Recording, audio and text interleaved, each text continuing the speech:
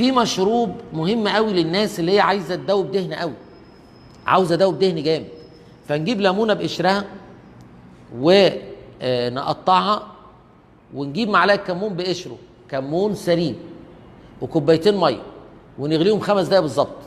ليمونه بقشرها ومعلقه كمون سليم في كوبايتين ميه ونغليهم 5 دقايق، دي تتشرب على الريق. اوه مش عايز اقول لك ربع كيلو دهن بتسلكم الاوعيه كل يوم.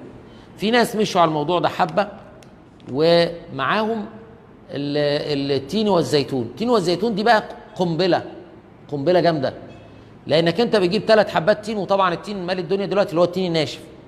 بنقطع 3 حبات تين ونحطهم في ربع كوبايه زيت زيتون ونسيبهم من بالليل للصبح او من صبح الليل، وبعدين ناكل حتت التين بس ونسيب الزيت.